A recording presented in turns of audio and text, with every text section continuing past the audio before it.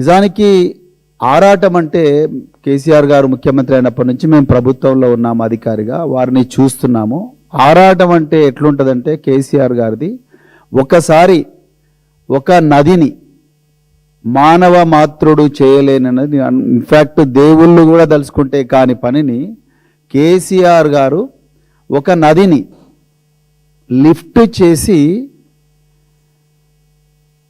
గ్రావిటేషన్కు వ్యతిరేకంగా 1,00,00,000 ఎకరాలకు కూడా మళ్లించాలన్న ఒక బృహత్తరమైన ప్రయత్నం. అంటే మనిషి చంద్రుడి దగ్గరికి పోవడం ఊహించడం ఎంత కష్టమో, నదిని లేపి పర్వత ప్రాంతాలకు, ఎత్తు ప్రాంతాలకు తీసుకురావడం అంత కష్టం.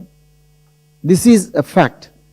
అంటే మనిషి తనను తాను ఛాలెంజ్ చేసుకొని నదులను లేపి ఎడారి లాంటి ప్రాంతాలకు తీసుకొచ్చి వాటిని సస్యశ్యామలం చేసిన ఒక దార్శనికుడు, శాస్త్రవేత్త కేసీఆర్ గారు.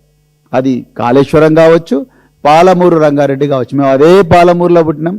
అదే ఎండాకాలంలో పేద ప్రజలందరూ కూడా గోన బస్తల బోళ్ళన్ని పెట్టుకొని ఇళ్లకు తాళం వేసి పేద పిల్లలందరినీ కూడా అన్ని కులాలకు మతాలకు అతీతంగా పిల్లలందరినీ కూడా ముసలోళ్ళ చేతిలో పెట్టి మొత్తం కూడా ఆ ఎర్ర బస్సులల్లో ఎక్కి మొత్తం కూడా ఆ తెహ్రీ డ్యామ్ దాకా పోయినరు.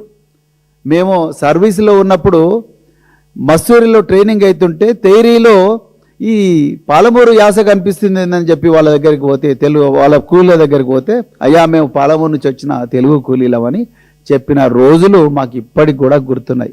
ఎన్నో కుటుంబాలు ఎండాకాలం వచ్చిందంటే బస్టాండ్ల దగ్గర ఏడుపులు తూడుపులు, అదంతా కూడా రివర్స్ చేసిన ఒక గొప్ప దార్శనికుడు కేసీఆర్ గారు.